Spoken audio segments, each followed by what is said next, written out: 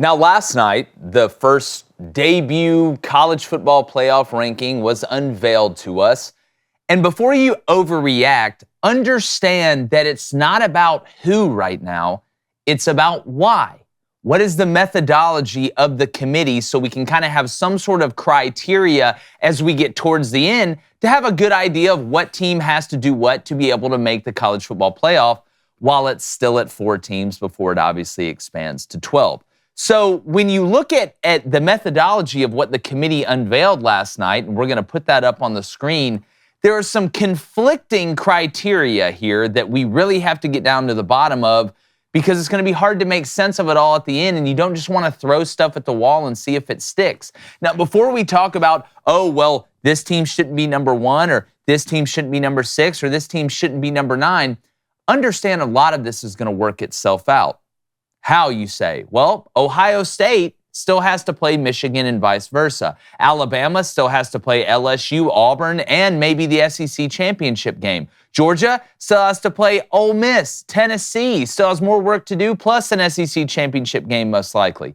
Over in the Pac-12, Oregon's still got to play USC. They've still got to play Oregon State and possibly a Pac-12 championship game. Washington with Michael Penix, well, they still have to play USC, plus a possible championship game over in the Pac-12. The Big 12 is cannibalizing itself. So there's going to be a lot of movement. This isn't where it ends up. But how we got here and why they are here is the most important thing. A couple problems that I have. How are we going to sit here and say Ohio State is number 1 because of what they did this year when Florida State is number 4? Georgia has a combined record of 28-37. Why are they number 2 in front of Florida State? Michigan has a combined record, opponent's record of 31-33. How are they in front of Florida State when Florida State's combined opponent record is 33-31? That doesn't make sense. I understand why you'd put Ohio State there, but you can't put Ohio State there and not put Florida State number 2 if we're going to have this Georgia-Michigan strength of schedule argument, and it's truly about this year. The next, we keep hearing about head-to-head. Oh, it matters. Oh, it matters. Okay, if it matters, then how in the hell is Oklahoma behind Texas when they both have an identical record and Texas's one loss is to Oklahoma? So, to the committee, I'm not upset at who you put where. It's why you put them there that I can't make sense of, and we're going to keep diving down into it. I'm bringing my co-host, former Michigan quarterback David Cohn, my brother, former Western State, Colorado wide receiver Blaine Crane.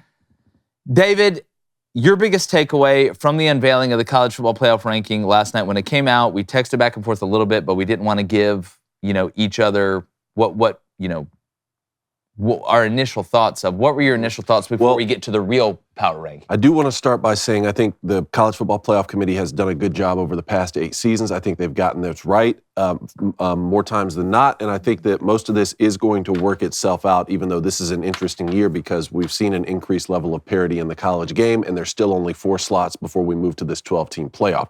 Having said that, I don't think anyone outside the state of Ohio right now has watched the Buckeyes play and said that is clearly the best team in football, which means to me the committee is clearly ranking these marquee matchups and strength of schedule, which I am in favor of. I've been saying that all season. I said it last year, particularly when you look at the schedules that Georgia and Michigan have played. If you're going to knock those teams for that and say, hey, we need marquee matchups in college football more than we need undefeated teams, I'm in favor of that, even though I think past this year it's not going to matter as much because the conference expansion is going to take care of this so much where the non-conference matchups aren't going to be as big of a deal having to schedule those. But I am so glad you hit on the point about Florida State because to me, the committee really worked themselves into a bind by not putting either Florida State at number 1 or at the very least 2. See, if they put Florida State at 2, right behind OSU, then they're sending a very clear message and it's going to be received. Hey, when you open up against LSU or you go on the road and play Notre Dame, we are going to take that into consideration more than if you play a lighter, as you say, non-conference schedule. But they didn't do do that. So now I'm getting mixed messages. It's like you want to leave Georgia at 2 and Michigan at 3 with Florida State behind them. Then what am I supposed to make of you then putting the Buckeyes at number 1? David, it's contradictory. It is, and I don't understand that. But then later down ballot, you can see when they have like a Tulane ahead of, say, undefeated Air Force, they're weighing that one loss to Ole Miss, that Tulane went and played Ole Miss, more than an undefeated Air Force team. So again, they're kind of trying to have their cake and eat it too. I tell you, the biggest winner out of all of this to me is Georgia. Without a doubt. Kirby Smart needed any more ammunition for the back-to-back champs to get them motivated. It was good to hear. We got some clarification on the College Football Playoff Committee saying, hey, all this drama that's going on with Michigan, that's an NCAA issue, not a college football player issue, which is what I thought was going to be the case. That's how it should be. You know, even when we talk about Washington, like, you know, go ahead and put Washington all the way up at 3 if we're really going to ride this experiment out with a great win over Oregon, and they're still undefeated if we're not taking into account the eye test right now. Do you think, and Blaine, I want to ask you about this Oklahoma head-to-head thing in a second, but David, do you think that the committee looks and says, you know what, our job is you know, technically to try and get the 4 best teams in the playoff? Or is it because they know Ohio State is going to play Michigan? Mm-hmm. We have all these matchups coming down the road that they can afford to be contradictory. You know what? Let's make a splash by putting Ohio State at 1, because Ohio State has to play Michigan. If they beat Michigan, we look like geniuses. Mm-hmm. We told you they were the number 1 team in the country. And if they lose to Michigan, now we drop them. Michigan's still in you know, the top 3. We move Michigan up. I feel like, is it almost the freedom of knowing these teams are going to play each other, which I don't like. Give me the criteria. Mm-hmm. Let's stick to this criteria so we can do this song and dance at least consistently up until the point of picking those last 4 teams, and then use that same criteria and let's get the 4 going that way. It's funny you say that, because my brother Todd was texting me last night. He had an interesting take on this with OSU being put at number 1 from the jump here, because I don't see the Buckeyes losing more than 1 game. And I think the only game really possibly they could drop is on the road at Michigan, like they did last year. That could be, you know, a top 3 matchup at the end of the day that not only decides the conference, but decides who makes it in the college football playoff. And if you start with OSU at 1, and that's the only game they drop, and if it's the same situation as last year, where they only have 1 loss but can't even go and compete in the conference championship because you didn't win the Big Ten East, then how many spots can you really drop them? Right? Like, is the committee just trying to set this up so they can slide the Buckeyes in again at 4 over, say, a 1-loss Pac-12 champ or Big 12 champ? Or we could see a scenario where Georgia, Florida State, Washington right now, all undefeated. All 3 of those teams could only lose 1 game, but it be in the conference championship. Mm-hmm. How are you going to weigh that against either a Michigan team, like Michigan could lose that game and be in the exact same situation? Is Michigan, who starts off at 3 here, going to get the benefit of the doubt like the Buckeyes did last year if their only loss is to their arch rival and they're left out of a conference championship? And Blaine, I want to parlay that over to you. If we're looking at here and we're saying, all right, what is the value of the committee when we look at head-to-head games versus overall record at the end? And that goes back to what David's saying. Let me give you this example. Let's say Ohio State loses to Michigan. They do have that 1 loss. LSU runs the table, wins the SEC, has 2 losses, right? Let's say they beat Georgia in the SEC championship. LSU ends up going 11-2. They win the SEC. Well, if you're going to put Missouri, who lost to LSU head-to-head, at 12 and LSU at 14 because LSU has 2 losses, how then can you keep a 1-loss Georgia, even though LSU just beat them in the SEC championship head-to-head, but Georgia only has 1 loss, or a 1-loss Ohio State or Michigan out, if you're telling me that head-to-head does not matter as much as overall record? Because obviously it doesn't. When you look at where they put Oklahoma, you got Oklahoma at 9, who is 7-1, Texas at 7, who is 7-1, with Texas's only loss coming to Oklahoma. Could we find a situation where a 2-loss SEC champion may get jumped by a 1-loss non-Big Ten champion, or, wait for it, a 1-loss Georgia who just lost to LSU in the SEC championship? I just don't think you get in the playoff with 2 losses. I just think that there's too many good teams. So should Georgia? So let me ask you this then. Yeah. If Georgia loses to LSU in the SEC championship game, and that's their only loss, All right, and let's say that there's an open spot at the end. There's one open spot. A 2-loss SEC champion LSU should not get in over a 1-loss Georgia that they just beat? Yes. You lost twice.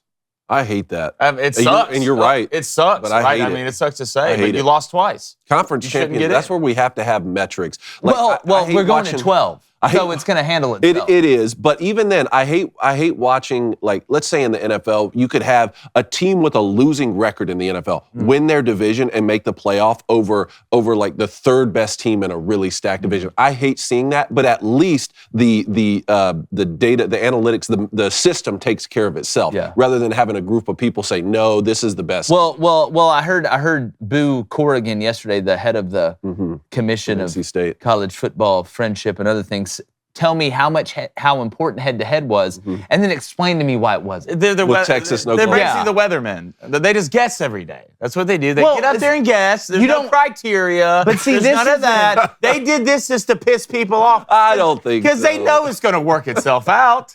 They did this because we would sit here and do what? This. Look, Well, here's the again, this question. isn't. But I'm not saying this is some.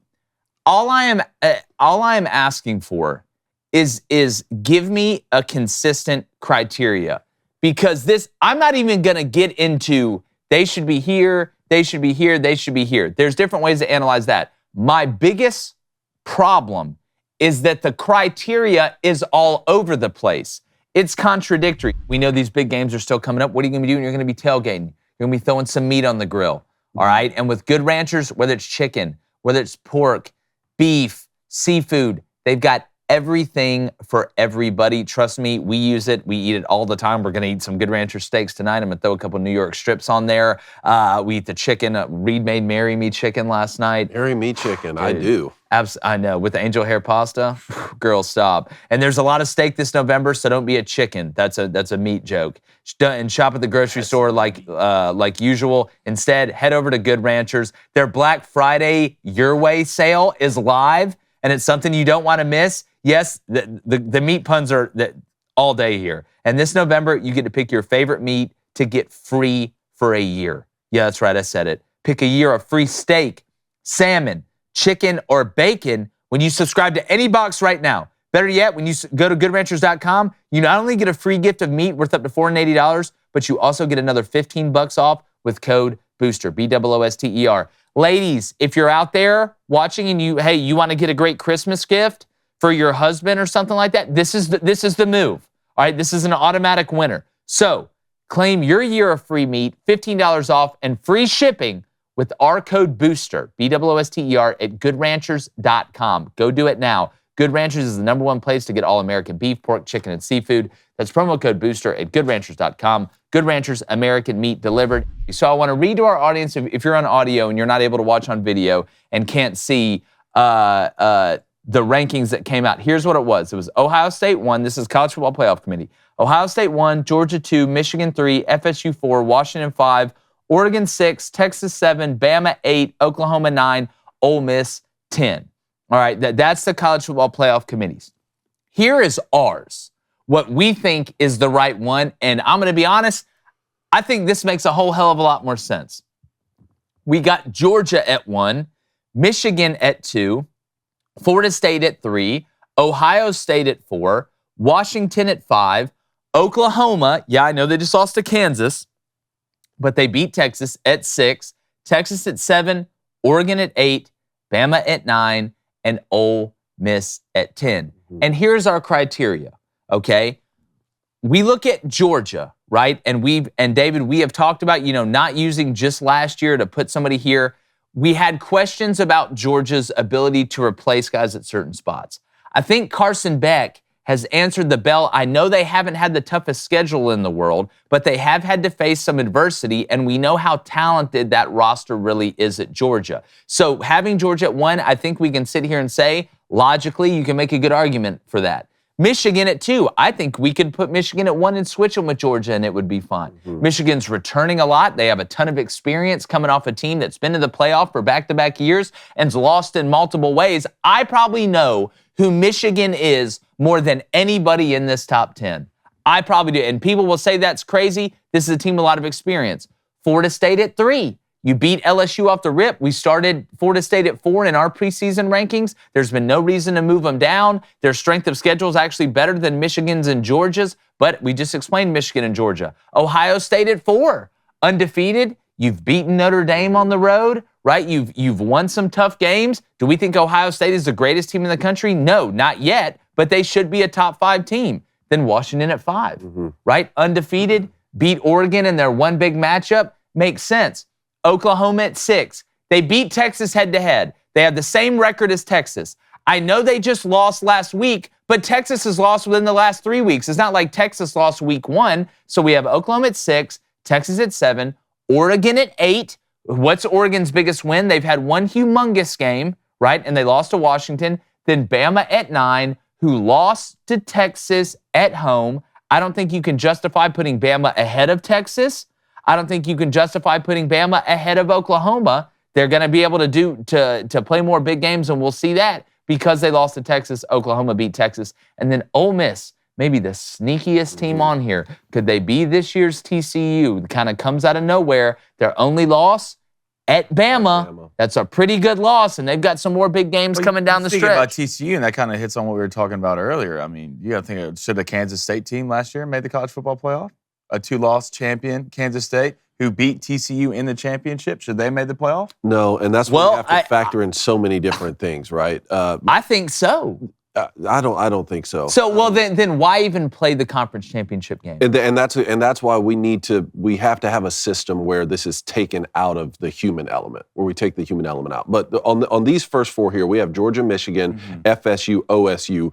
I'm fine with this order. I'm fine with Michigan being 1 and Georgia being 2. And like I said before, I'm fine if you wanted to put the Buckeyes at 1 and Florida State at 2. Then or even Florida State at 1 and OSU at 2. I'm fine with any of that because what you're saying is, no, we're valuing the eye test here on these teams, or we're valuing the strength of schedule more, but you can't split them up the way the committee did. That's exactly because to me, Florida State's 3-touchdown win over LSU on a neutral site is as impressive as the Buckeyes beating Notre Dame on the road on the very last play of the game. Agreed. A Notre Dame team that also has 2 losses, the same way LSU does now, which is kind of my question to you. Like, how much should we value margin of victory and margin of defeat? And this is where it gets a little bit tough for me when you talk about Oklahoma and Texas. Oklahoma has the head-to-head win over Texas. They have to score on the last 20 seconds of the game to win that football game, whereas, Texas really has one of the better wins of the season, a double-digit victory on the road at Alabama. Like, that has to matter too, right? Well, I think head-to-head always takes precedent for me. Head-to-head will always take precedent. I think where you get into margin of victory and margin of defeat is when you are looking at teams that have not played each other.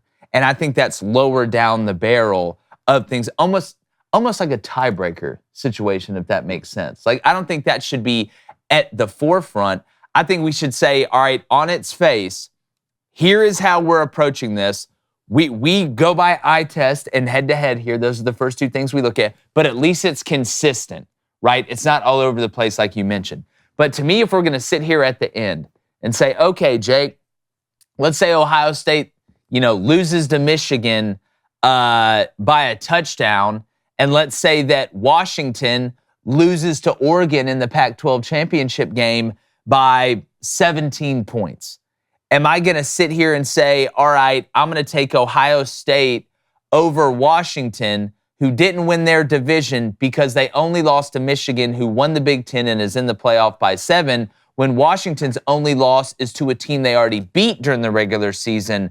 Now they lost by 17 points. See, I think that's like down. It's something you got to look at. That's why if it's me, style points always matter. Like now, especially when it's 4. Like, and when it goes to 12, it's still going to matter. I don't think it'll matter as much. And where the game is. Because I agree with that 100% too. Both of Ohio State, if Ohio State I agree with that. Michigan and loses on a last-second field goal or something like that, and Washington, neutral side against Oregon, loses by whatever you say. But would Michigan have been given the same consideration last year? They went on the road to OSU, ended up winning that game. If they lose that, that'd be their only loss, and they would have been sitting outside the conference championship. Would they have slid in at 4 then? Well, to me, it's more impressive that Florida State beat LSU on a neutral site. Yes. It's more impressive that Oklahoma beat Texas on a neutral site. And it's the most impressive that Texas went to Alabama and won that game. But Oklahoma beat Texas on that neutral site, so it kind of works itself out. But the great part about the 12-team playoff, at least from what we've seen, is that if you do have a Kansas State situation, 2-loss that wins their conference championship, or an LSU possible potential situation, 2-loss conference champion, they're in because they won that conference championship. That's the best part about what. And we're getting rid of divisions. So all this, well, Michigan beat Ohio State. That's Ohio State's only loss, but Ohio State can't play in the Big Ten championship. That's done. That's cooked. That's one of the reasons I'm getting rid of divisions. I think is going to make it a little bit. There will be some tiebreaker scenarios, right, when it gets clunky, but it will also clear some things up. So we want to know what you think. Make sure you hit that subscribe button. Make sure you hit that like button. Ours, Georgia 1, Michigan 2, Florida State 3, Ohio State 4, Washington 5, Oklahoma 6, Texas 7, Oregon 8, Bama 9, Ole Miss 10. Remember, guys, Ole Miss goes to Georgia, right? You talk about an interesting game. They got A&M this weekend. You got to take care of business. But they beat LSU. You go to Georgia. You sneak around and win that one? Now, it gets Don't forget about these Missouri Tigers either now. Yeah, Missouri's taking that L. Look, you have every opportunity in the world this week. Yeah. You want to shock the world? Shock the world, go shock the world. Yeah, we'll see. Everybody there on YouTube, if you love college football, the NFL, sports in general, you're tired of it being so divisive, make sure you hit that subscribe button. Hit that like button. Really helps out the algorithm. We've really appreciated it. Over 100,000 subs. Can't say thanks enough. It's because of you guys spreading the word. Please keep doing it.